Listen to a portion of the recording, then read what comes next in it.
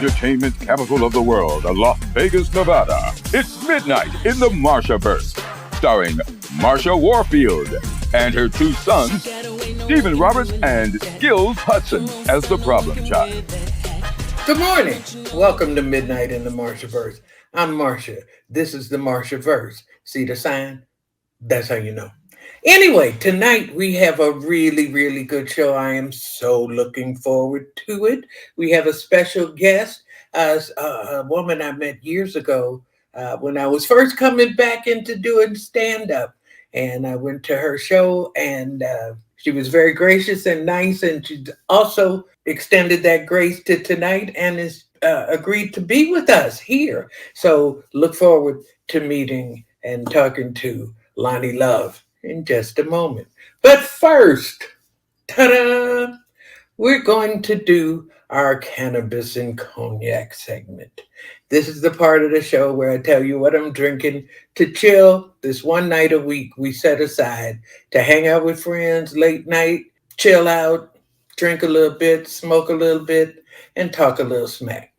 So tonight I have a little different, rather than just a straight up cognac. I'm having a cocktail made with, I don't know what this brand is, but I saw it, and so I bought it. It's ABK6. And so I decided to mix it with a little Kahlua. This monkey ain't open. A little Kahlua. This is going to be a really good show. Marsha try to open the fucking bottle. And a little, no, I don't have any Kahlua at all. I have coffee. There we go. I have coffee, a little Bailey's, and some chocolate liqueur. It's called Mozart. And so I'm going to add a little cognac. Okay, that's enough. Just a little something. Stir that up. And we drink it out of mason jar because we country.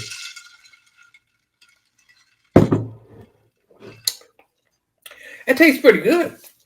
Anyway, and I'm smoking on this is a Heavy Hitters Strawberry Cough. Heavy Hitters Strawberry Cough in a church battery. I like these batteries.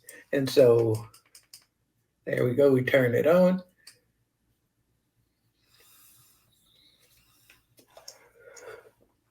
Oh yeah, baby. Now we're ready to do this. Last week, we talked about the commercials that used to air on black shows in the 70s. And a young man named Garrison Hayes had made a video saying they seem kind of hokey now. And so we talked about how people were critical of them at the time, but they were very progressive. And we also talked about the fact that they were made by a black advertising agency, the Burrell Agency. And while some people nowadays take issue with them, the people who were involved in making the show, Mr. Burrell included, are very proud of them. They're proud of the fact that they were pioneers in the advertising industry for targeting black audiences. That had not happened before the 70s. And they aired, there weren't a lot of black shows for them to air on. And so primarily we remember them from Soul Train. And Soul Train featured them and also faced a lot of criticism. Don Cornelius famously addressed them in a video. How do you handle the criticism some blacks make that shows of this nature should do more than just entertain, and you're not living up to the purposes and the goals of the wider adventures blacks should be pursuing? Well, I could say that I resent those kinds of comments, but I'm just not into criticizing other black people. I think that's the most sinful thing a black person can do. And in regard to a black person who would raise one finger about something as harmless as Soul Train, with all of the evils and all of the oppression and all of the disparity that exists in this country, is more than misguided, but because I love black people so much, I'll use the term misguided, and I'll let you use your imagination to say what I think of a person who wastes time criticizing what black people are doing instead of spending his time trying to help black people in the way that he knows best. A lot of people don't know that most black performers, in some way or another, harken back to older performers who didn't always get their due and older traditions that don't always get respect. And Soul Train is no exception. The Soul Train line, which was the premier feature of the show, besides the musical guests and the dancers, and the Soul Train line was said to be, at that time, modern adaptation of the cakewalk. Cakewalk started during slavery, and their history gets muddied by people who don't really understand. They began as mockery.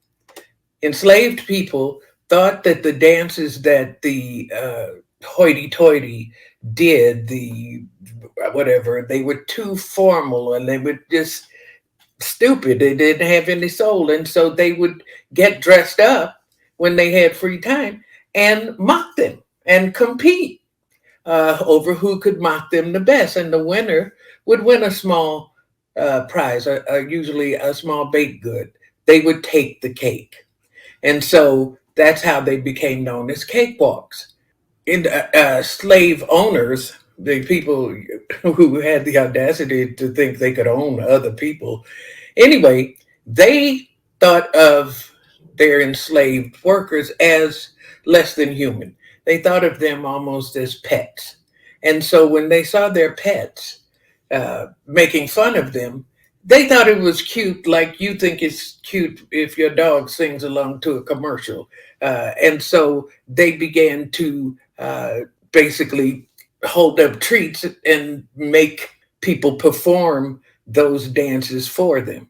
And so they became a staple at every party, big to do, and they would have these elaborate cakewalks. When minstrelsy came into being, which it started in the North, a lot of people get confused that it's a Southern tradition. It started in the North, and cakewalks became a staple of minstrel shows. And that lasted all the way up until the 60s. So when Don Cornelius did a callback, because black performers doing cakewalks were different during minstrelsy and burlesque, and Burt Williams was well known for his cakewalks and the traditions from the plays and shows put on by black performers really showed up and showed out. And so he brought that back in a way, a competition, but not to mock anybody, but to show off. And a lot of people missed that, and some who didn't miss it didn't like it. I think time has shown that Don was right, that that celebration, that reclamation of Black culture was not only the right thing to do, it was a major step forward as we were coming into the Black Power era out of the Civil Rights era and expanding our presence everywhere. And so that's my comediosophy moment. And right now, we're going to have a word from our sponsor. Midnight in the Marshaverse is brought to you by Aunt Karen's Suburban Seasonings new Imitation of Life chocolate pancake mix. Aunt Karen knows that you long for the pre-woke good old days when families could enjoy a quick, healthy breakfast in a hurry with the help of pre-made pancake mix in a box. Back when the comforting image of a large Black woman's smiling face started the whole nuclear family's day off right. That's why Aunt Karen is proud to present her new comfort food line, Reclaimed Entitlement. Her Suburban Seasonings new Imitation of Life chocolate pancake mix turns tradition on its head with a delicious reverse recipe for chocolate pancakes in a white face box.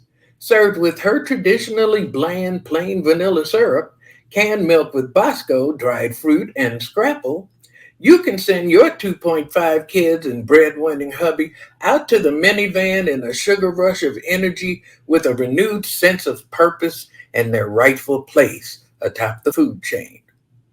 With this new Caucasity product line, Aunt Karen reverses Claudette Colbert's 1939 movie mistake of partnering with her subservient pancake recipe creator and keeps the reverse recipe for herself, adapting it to the taste of suburban nuclear families everywhere and doing her part to make America white great again, one pancake at a time.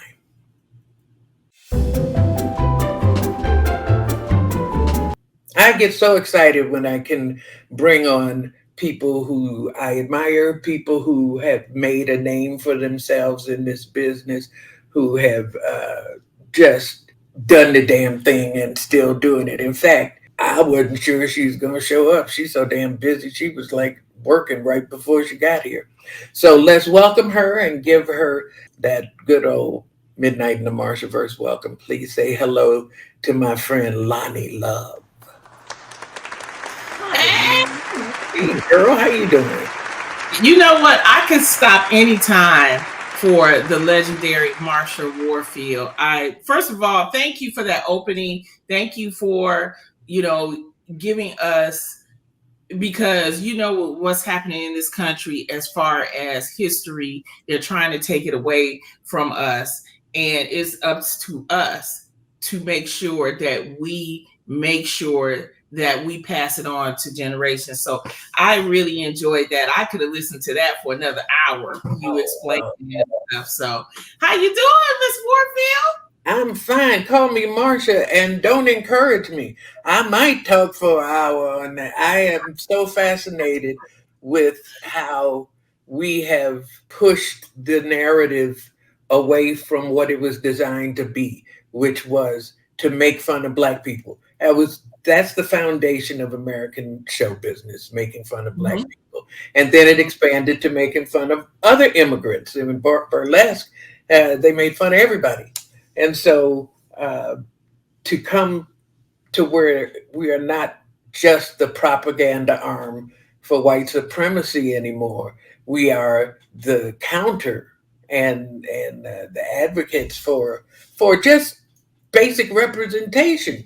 And so I'm so happy to have seen it happen. But we needed that though, Marsha, because the thing is that, at one time, in order to segregate, you noticed is that entertainers are the ones that segregated this country. And a lot of people wanted to say, oh, back in those days, they were shucking and jiving. But we would not have had integration if it hadn't been for the Black performers, because the Black performers are the ones that actually, for some white people, that's the first time they seen somebody. I mean, when we did my show, The Real, that came on, it was like, the reason why I wanted to do a talk show was to show the Midwest, we just like y'all. I mean, you know what I mean? We just like y'all. We had the same problems. We had the same issues.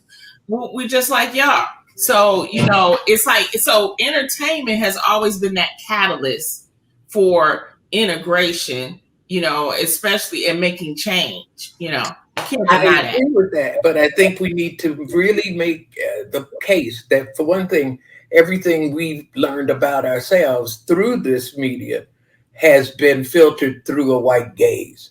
And so we indoctrinated with our own oppression. And so we don't tell the story. It's like the facts are the facts, but the story can be told from the point of view of people. We were not allowed in white spaces as a rule. So we had to form a parallel show business that was on the level, traveling through the South, across the country, through the back roads and boarding houses with the Green Book, that came to be known as the Chitlin Circuit. But it was a parallel circuit that Black performers worked on. And it was they and the people who came to see them. A lot of times these shows happened at the junction of the railroad track. So on one side of the railroad track, the Black people couldn't pass and the white people on this side. And so they would have a little roadhouse at the junction of it, and everybody would come, and so people would come in, and the kids started sneaking over, and different ethnic groups started wanting to play in the band, and everybody just wanted to jam and have fun, and so they did, and this country fought it every step of the way, and but you does. Entertainment. I mean, Motown. I'm from Motown, so I know the stories of Smokey Robinson and Diana Ross, and when they would take a whole busload of all of them, down south, and at one point they had, like you said, it started in the junction, then they finally let them in the theater, but you had the Blacks on one side, you had the whites on one side, and then eventually them kids was like, we just want to dance. Okay, and they did, and so Little Richard, even the blues singers, so many people. But how did you get started in this business? I got started in college. I started doing stand-up in college, and I got my engineering degree. I'm an engineer. I worked for Xerox for 8 years. Okay. I was the worst 8 years of my life. I was unhappy. I didn't want to be there. I was taking naps. I had a George Foreman grill in my cubicle. I was doing all kinds of stuff to get fired. But since I was the only Black one, they said, let's keep her. We just got to work with her. And I was like, I'm just not happy here. I had a boyfriend at the time, a college sweetheart. I didn't want to be, because, you get a job like Xerox, you had dental benefits. That was the big thing back then, Okay. And they were like, it was at a certain point where he wanted to get married. I didn't. And then one day I went to the Comedy Store because I was working out here. And I'll never forget, I saw about 8 guys perform, and I saw only 1 female.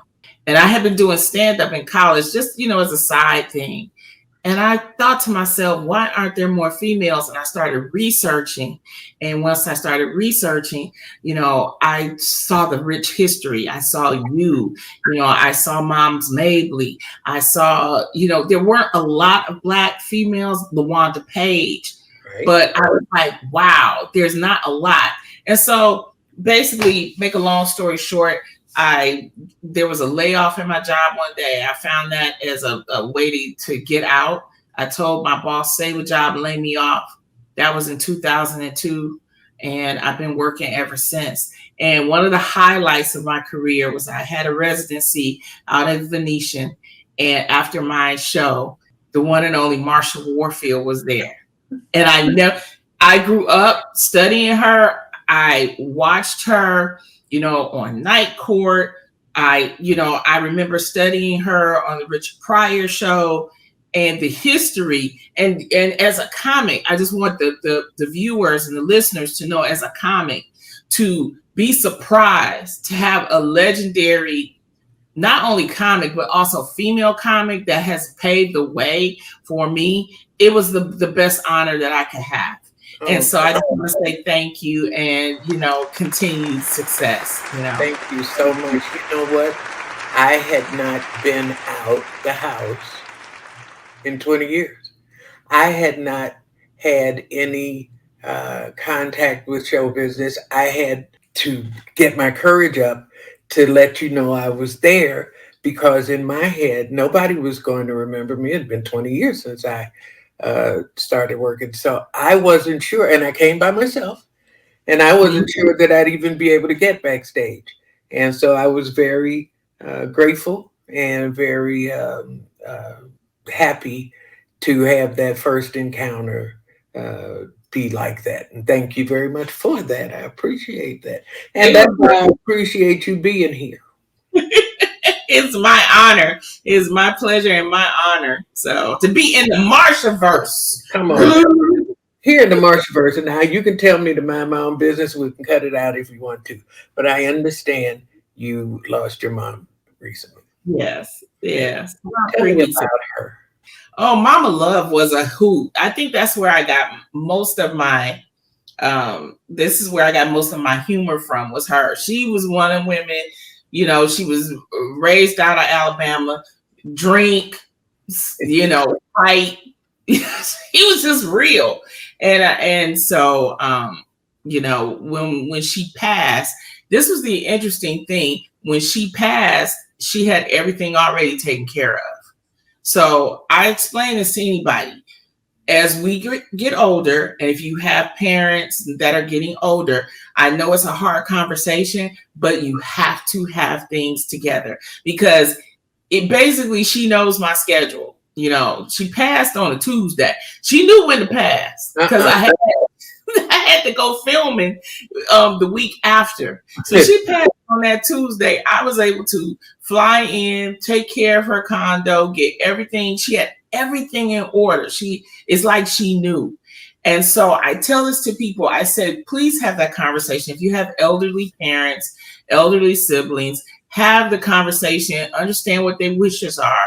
And you know, the only thing is that because of the talk show, people knew about her. So I had to keep it secret for a couple of days, because her wishes was that she wanted to be cremated, and she wanted to be on the lake, throughout on the lake in Michigan. And I was like, but you know, she has one sister that's still with us, and she's very religious. And so when I got the call, I was like, I have to do everything that my mom wanted, and then I need to tell the family.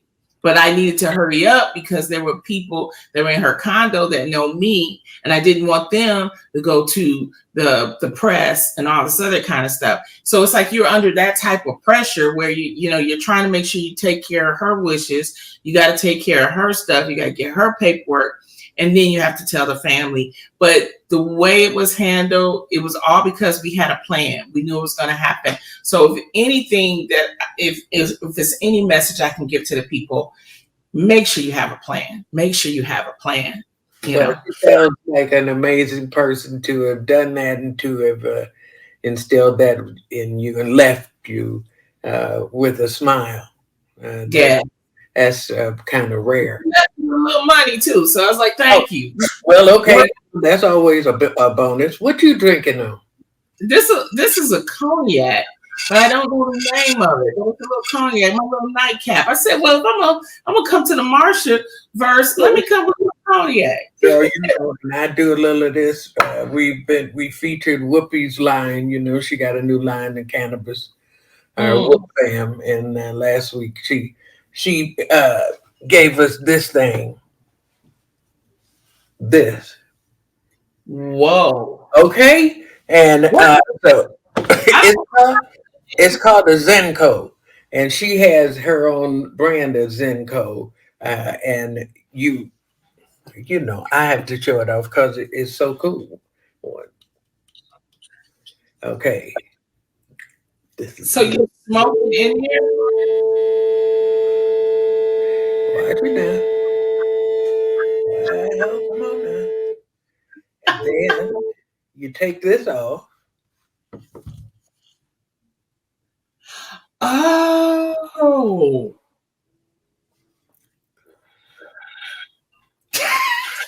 Or you can take a straw, you know, if you want to share with people, you get everybody their own straw. And share. You can share. And so this is like the coolest gift I've ever gotten. And wow, that's amazing. Everybody. But, you know, I could talk to you all day. You got, besides the podcast coming up, you got another show you're doing, another podcast. You're working on something now. What else is on your plate? I mean, you know, right now we're pitching. So I'm pitching different shows. I've gotten a green light for a BET show. I'm pitching another daytime talk show. I have a new podcast, Grown Women Talking. So right now it's the season of rebirth for me. And that's all it is. It's just, you know, I did a talk show for 9 seasons. It was a great moment. But now I'm getting back into comedy. I'm going out on tour with Martin Lawrence, and I'm doing my own headlining tours. You can find out everything I'm doing on LoniLove.com. But more importantly, I'm here in the Marshaverse. That's what's more important. I've had a talk show for about 9 minutes, and so I can't really relate, but I you're doing really good though. You are really you can tell you're doing very well, and you it's a very interesting topics that you bring up, and it's you. You know, people want to know you, and they want authenticity, and that's what you're giving them. So just keep doing that. That's one thing I found out. You can't fail at being you. If you set being you as your goal, you can only succeed. And so I try to set myself up for success. But you know what I love the most about you, then I know we got to move on, is when it was the Richard Pryor show and he was the president and you stood up and you asked him the question. And I know you get it all the time, but I got to, because for the youngins that don't understand how legendary, when you said Jet Magazine, I was like, Richard saluted, because I was here again. I'm terrified. I'm 23 years old. I'm on the Richard Pryor show. Richard is hotter than God at the moment, at that moment. And he gave me, he treated me like a real comedian. And so I'm over my head, you know, and I stand up and I'm trying to figure out how to do this. I've never acted, never studied, don't know nothing about it. And I said, them church ladies who came always did the announcements. When they would stand up and say their names, they were very clipped and clear. And so I was Roberta Davies, Magazine.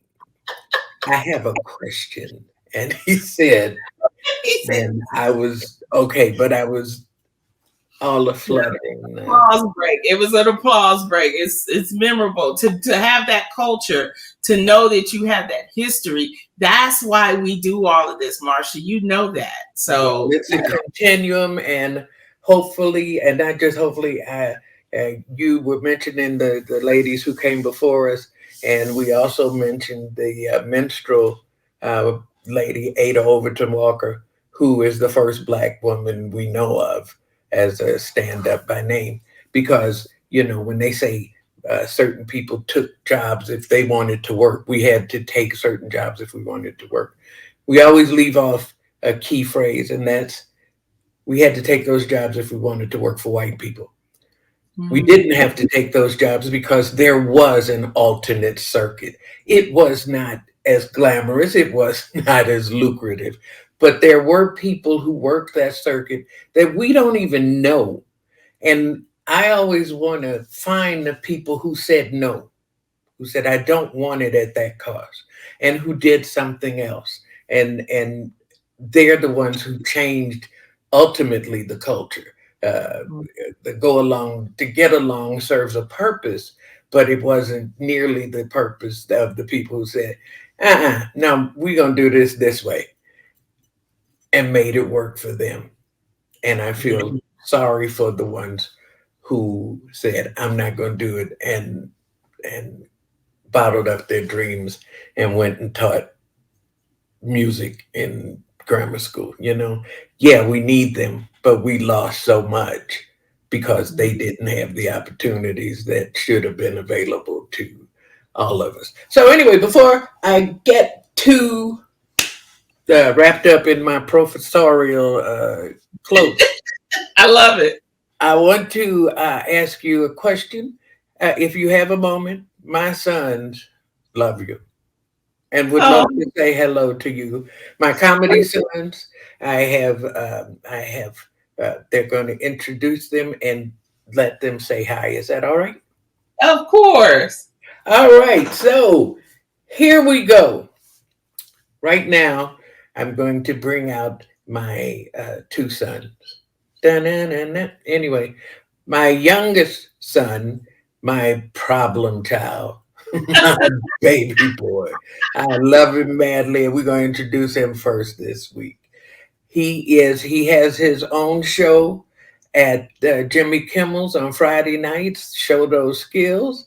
and he's here tonight being his inimitable self. Say hello to Skills Hudson. I know, Skills. What's up? Oh, I am excited, Lottie, on the show. He is. He's pretty excited. Skills. Oh, man. I was so happy because not only, hey, Mom. Before you get into it, let's bring your brother out, and then we can Love Fest. Okay.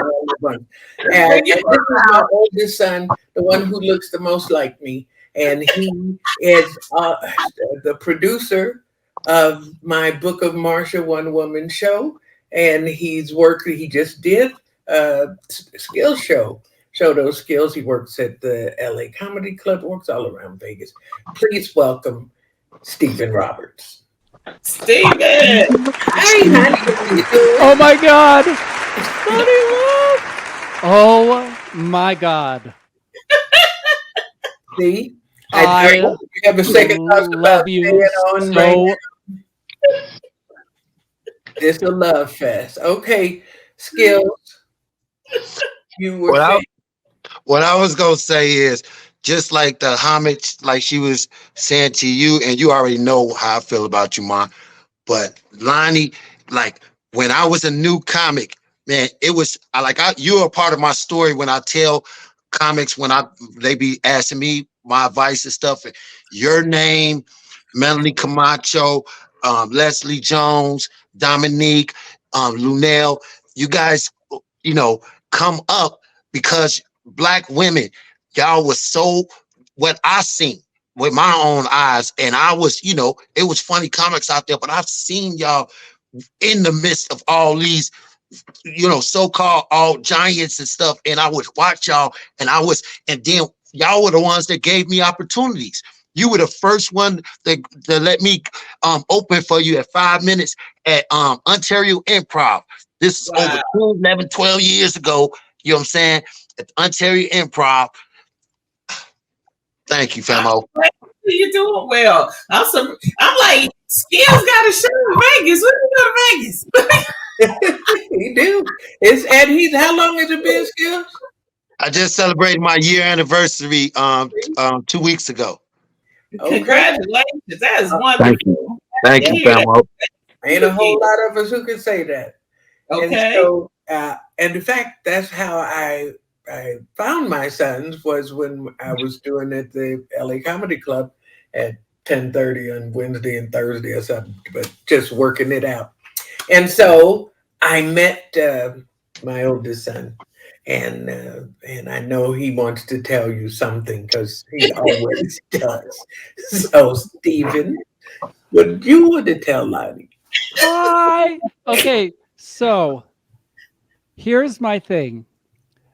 I knew you, I loved you, but when you started doing RuPaul's shows,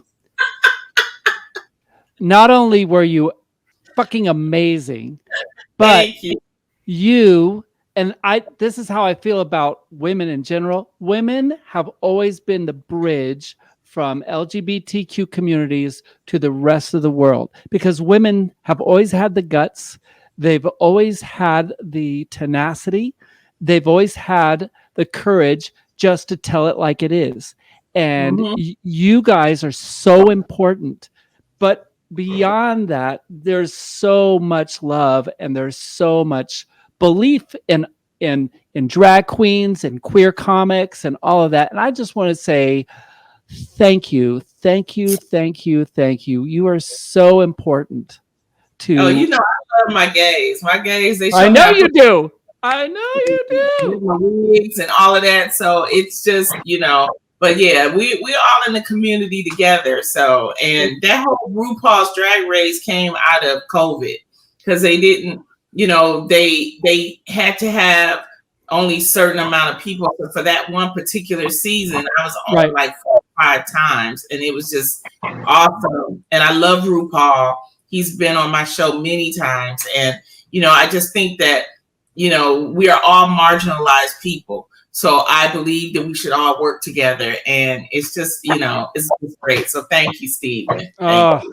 And what you did on Celebrity Drag Race and how you opened yourself up And oh my God, that's the hardest. You've been wondering why they always crying on Drag Race, because it's emotional. It really, you know, especially when RuPaul put up that picture. Look at your 5-year-old self. Tell me what you think. You're like, I was hungry, baby. Yeah, it's great though. It's really well, good. Loni, thank you so much for hanging out with us. I so appreciate you being here. We could talk for another 2 hours. I know that we just barely scratched the surface. But thank you. You're welcome to come back anytime. And we love you and appreciate you and wish you all the best in the world. Thank you for the time. I appreciate all of y'all. And Skills, I'm going to see you in Vegas. I'm coming now. I know you got a room, okay? Now I need 5 minutes, okay? Anytime, Famo. All right. Good night. All right. All right. What? Wasn't that great? Yes. We've been doing really good. We had Kim last week. All our guests have been just really amazing, talk to, wonderful, and so rich in history. You know, we go a long way back, and it's fun to go back and look at the past with them and through their eyes. And might I say, Mom, no, I speak for Roses when I say this, that you even more tonight, like you always informative and give us so much, and we forget sometimes that we on the show because we just listening in that beginning. It was even more this time. I was like, oh, okay, well, we got to come in. Can you go a little bit longer? You know, and you know what I'm saying? And so, and then, woo, the in the back, you back in the back because last week it wasn't there. What the logo? The logo. Okay. It's back. Yeah. I'm trying, you know, to get it together and make it work right, you know. But you know, y'all are a big part of the show, you know that, and I thank you for giving your talents the way you do. It's important to me, and you know, when you have faith in people, you know, there's always a moment when you go, oh, how's this going to go? And that was like a moment, and then y'all are just taking the ball and ran with it. And Skills, I never know what the fuck he's doing. But it's always... I would say it because he brought me this hat back from Chicago. Oh, okay. From DuSable. This is yeah. Jean-Baptiste Point DuSable. Yes. I got kicked out of there and I had to go to Thornton out in Harvey, but I went there for a year. Well, the high school is named after him, but he's the founder of Illinois. And did you know that they renamed Lakeshore Drive DuSable? No, I didn't. They did. Yes, they named it that now. I was just there 2 weeks ago, and I was like, "What is DuSable? What is DuSable?" It's like, "Oh, that's Lakeshore Drive now."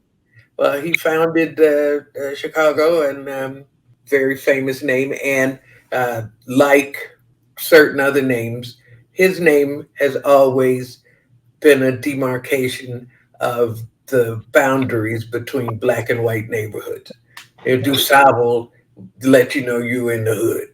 Just like now, if you go in the corner of Martin Luther King and Obama Drive, you cross one street and you're right at the point where the city stops giving a fuck. They just have decided this is where we're going to keep the black people. And it's an honor, but it's one of those things that you have to pay attention to lest it become a white elephant and something not beneficial because you're not aware of why they name these streets the way they do. They know that if anything happens, then we just send troops to DuSable and Obama, and we know exactly where, and we, you know, cordon off up to Martin Luther King. Yes. And so, but I think it's important that every once in a while, you know, these tidbits are in my head and I have to share. So let's do our 2-minute rant. I have a 2-minute rant and I'm going to make it personal. I bought a Samsung phone. I have been buying Samsung phones for years. I love the flip phone. Every year when they come out with a new one, I have bought a new one. And the most storage, the 1T phone, they don't carry it in the phone carriers, the T-Mobile and Verizon and stuff. You have to buy it direct. So I always buy it direct from Samsung. I got my phone, I opened it up, a black line appeared, took over the whole phone, and they gave me a runaround, sent me places. The tech that they sent me to said, oh, it's ruined, you need a new phone. I go back and tell them, they're like, no, you got to send it to us. We have to inspect it to make sure, blah, blah, blah. We went through that. And they came back and said it would cost me $600 because I caused the damage that they see. I did not cause any damage. I am not paying $600 to Samsung after I gave them my old phone and paid them for the new phone. I'm very disappointed in that. Where the fuck is the customer service? I've tried to talk to real people. I'm pretty sure I've only talked to AI people. I have not had any sympathy, anything. And it's like, they just expect me to be okay with being out of, these phones are $2,000 a piece. You expect me to be okay with being out of a phone that I bought July 16th. I got it July 24th. I had it for 3 weeks before it malfunctioned. And it's out of warranty because it has damage that I guess I'm supposed to have done. I am upset. I am outraged. And I think, unfortunately, it's not just Samsung who behaves like this, but I don't have an example of a company who always does better. And I think that's a sad thing to say about where we are now, especially at the prices that we're expected to pay. Okay, that's my rant. Now, who wants to rant next? Well, I go. First of all, man, your rant anger pushed us to the side.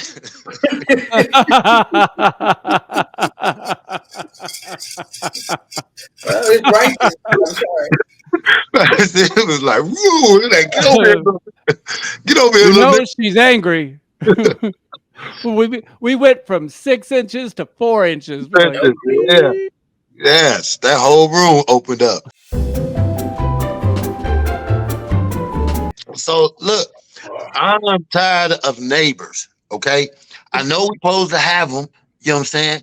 But why do, especially as you get older? When I was younger, I love neighbors. You know what I'm saying? I wanted to be around, but now I do not want to be around neighbors, especially the ones that stay over here. Y'all know where I stay at. And when I tell you it's these couple of neighbors, and I know they do this a lot, but these neighbors, they always just popping up every time I'm outside, like anywhere I go, and they always got questions for it. I don't talk to people. I'm nice. I have a smile. My smile says, leave me alone. But you shouldn't speak to me and answer me questions. And then I hate when a person, if you do answer him, now they want to, you know what I'm saying, ask you something else. Where you headed? To the store? Oh, where you going to get this dick in your nose?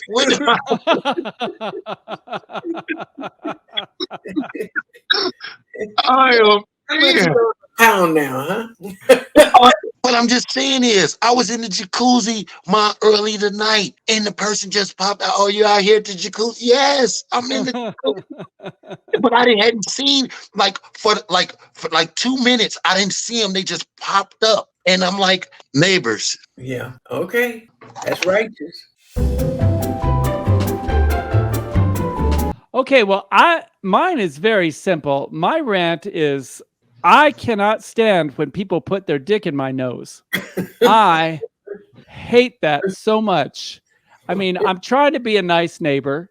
I've just brought over some brownies, and now he wants to put his dick in my nose. And I think that is really rude. And so now I have a problem with neighbors too. Neighbors just want to go around putting their big old dick up my nose. Does this nostril look like it could fit a dick, especially Skill's dick? Absolutely not. Put it in my mouth. Let's be use the hypothetical dicks for this story. Oh, Oh, it's rhetorical now. Oh, It's now your rhetoric. Yeah. It's Okay, a symbolic fine. bit. Okay. Anyway, I was just saying, what am I going to do? How am I going to wipe that? You know what I'm saying? Somehow talking to you guys always leads me here. Is it secret because I don't want anybody to know, or is it secret because I just hide it from people? I don't know. I don't know either. It's your secret. Well, I'll tell you what my big secret fear is that when I'm home alone, when my husband is not home and I'm in the bed and the whole house is dark, I'm afraid somebody has gotten in the house unbeknownst to me before I got home and were waiting like in the closet or under the bed to hurt me. And then, or like they were in the guest bedroom, and then once all the lights are out and everybody's quiet, then you just hear this voice from the other side of the house go, "I'm in your house. I'm coming to get you. Just hold still." And all I have to do is go through that scenario, and then I'm not sleeping for the rest of the night. I'm just like, I have such fear of somebody being in the house when I'm by myself. I would suggest, because it sounds like a movie, I would suggest you write it down when you're in those waking moments where you can't go to sleep. Yeah, the title of it will be, "Oh God, oh God, oh God, oh God, oh God." Yeah. Or I'm back in the closet.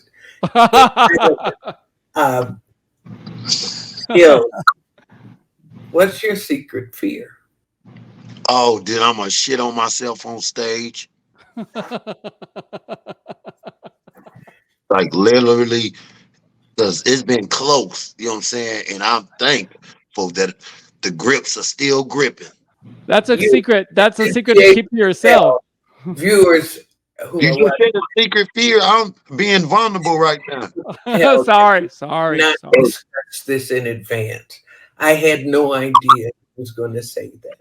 And so I am not responsible for what he said. Just know that we are not surprised. We're not surprised. We're not surprised. Secret, Ma. You said secret, so you didn't both know it. But it's so you. That is a you answer. No one else would get that answer, and I had expected it. I love you. Anyway, my secret fear, I don't know if it's a big secret, but I am terrified of escalators. I do not like escalators. We know that's about you, actually. That's not a secret. To ride escalators going up. I don't mind escalators going down. For some reason, I can see, and it's okay. But going up, and then the bigger the escalator, by the time I get to the top, I'm in full-blown panic attack. If we are traveling together and you go to the escalators, I am going to the elevator, and we're gonna have to meet up at the top. I cannot do it. And that's how I fell in love. Well, the first time Angie and I were out, and we were, I think it was when we went to Absinthe. That night she came to Vegas, and we went there, and we were supposed to get on a escalator, and I told her I didn't like them. I'm scared, and she said, "It's okay, just look at me." And she turned around and rode backwards and just said, "Just look at me. It's gonna be okay." And so I did, and we got to the top, and that was the end of the conversation. She didn't mention it again, and I thought that was very sweet of her, not to judge, not to ask questions, not to make fun, and that was the beginning of our relationship for real. I wanted to introduce a feature to our audience. I would love for you to tell me your stories. We all share a common history, but we all have a different perspective of it. And for so long, we only heard one perspective, and we only heard from one segment of society. But now we have these wonderful tools where we can make TV at home. We can write history at home and publish it and put it out. It might not make money, but future generations will have stories from real people that tell what they see, how they feel, and nobody will be able to manufacture these fanciful stories around the bone they found. I was watching something tonight, and they're like, "This bone signifies that these people once attached a religious something." It's a fucking rock. It's a fucking bone. It means a bone. So the story and Amplify. everything has always served as a propaganda That arm. that needs to be the title of this episode. It means It's a a bone. fucking bone. And it comes from people putting themselves at the top and everybody else underneath, and their stories never get told. So tell yours. And if you want to share them with us, just put them in the comments and tell your stories. I would love, love, love to hear them because I have a bucket list, which is to visit every African American history museum, site, whatever that exists in this country. And tonight, I want to feature the trip we took to the National Museum of African American History and Culture in Washington, D.C. We went not long after it opened. There were still things that were under construction. And we had a private tour, thankfully, the first night. And they took us around. And it's the most amazing museum. It's like 7 stories, but it starts in the 4 stories down. And that's the beginning of the Atlantic slave trade.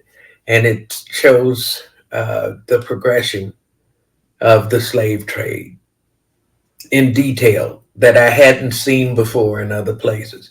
And it's dark and oppressive and it's depressing. There's so many their slave manifests there. It's just all kinds of remnants, and you see that the ships left with 300 cargo, and they arrived with 50. The horror, it's just like I said, oppressive. And as you go up different floors, you go through different times. So now you're in the 1600s. And as you go higher till you get to the 5th floor or the 4th floor where they have the Emmett Till exhibit, which is the only place you can't take pictures. You're more and more, weighted. Once you come out of the Emmett Till thing, there's this beautiful serenity pool you can go and reflect and decompress. And you're so beaten up emotionally, and it's a mixture of every emotion you can have. And you sit there with strangers and commiserate in silence and just commune. And then you go upstairs, and now you're in the 50s, then the 60s, 70s, 2000s. And the explosion of culture is so heart-lifting. It's just, by the time you get to the 7th floor, you're damn right. We are badass, and you leave with such a renewed sense of self and identity that I just recommend that everybody go once. And they had at the time, I don't know if they still do. I want to go back. They had stations where you could tell your family story, whatever you wanted to tell, and they would investigate. And people made donations. Bibles with histories, because you couldn't have your genealogy done. So people kept Bibles for generations, and they donated those things. And that's what I mean about telling your stories. Because one day that story will be an almost invaluable document that will enrich somebody's understanding of who we are and how they came to be. So go to the Museum of African American History and Culture, and now we're at the point of the show where I ask you guys, what's going on in your lives? Where will you be working? What is your next week looking like, Stephen? Well, tomorrow night I will be at couples counseling at 4 p.m. Oh, that's the wrong calendar. Hold on. I will be at the Hilarious 7 on Monday the 9th at 7 o'clock at Oyo Hotel. And then on Tuesday and Wednesday, the 10th and 11th, I will be on Butch Bradley's Surviving Butch Bradley show at 11:30 at Jimmy Kimmel's, both on Tuesday and Wednesdays. So be sure and check it out. All right. Well, we'll look forward to that. Thank you for being here. I love you, man. Oh, I love you too, Mom. And Skills, what you doing? What's coming up? Well, first of all, I want to say thank Stephen for bringing this. Oh, I said that already, didn't I? Oh, all right. Don't worry about it. This Friday, well, I did say this. Thanks for killing it last week. Birthday week. He killed it on the show last week, man. Right. Thank you. This Friday, Jimmy Kimmel's at 11:30. Then Sunday and Monday at Jimmy Kimmel's with Lunel. And then next Saturday, I'm in LA. And I'm gonna take pictures, Mom. I'm performing at the place. It's called the Hidden Museum. I'm performing in LA. Is at the Hidden Museum. And that's next Saturday. All right. Well, I look forward to those pictures, and hopefully we can share them. So, where are you going to be? I'm going to be in Sacramento at the Guild Theater, and I'm also doing a tea dance with the First Ladies of Disco in Vegas at Myron's at the tell me again. The name of this theater? The Smith Center. At the Smith Center. Yes. Okay, but I'll be there, and it starts at 3 o'clock. Martha Wash and the First Ladies of Disco show. Please, it's one of the most remarkable shows forever. It's so much fun. You will be so glad you went. Of youth, it's a fountain of youth. The audience, and it doesn't matter how old you are. It's just so much fun to watch. So many people have so much fun, and I am so grateful that I get a chance to be part of the show. And next week's guests are very near and dear to my heart. Anybody who knows me knows that I worship Richard Pryor as the greatest comedian ever, and most certainly the greatest one I've ever known and been around. And his kids, Rain Pryor Vance and Richard Pryor Mason, or as he was known to me when I met him, Richard Jr., will be here. And we get to talk about Richard and get to find out what they're doing. They are both doing wonderful, and I am beyond jazzed that they will be here. So that's our show for tonight. Thank you both for being here. And I think it's time to say goodnight, Marsha. Good night, Marsha. Good night, Marsha. Say goodnight, Gracie. Good night. Good night. And be sure to like, comment, share. Here. Come back again. We're gonna keep getting better, and we're gonna miss you if you don't come back. Yes. Bring your drink of choice. Have a little weed, or don't. We don't care. Just come. Y'all come back now. You hear? Thank you, and good night.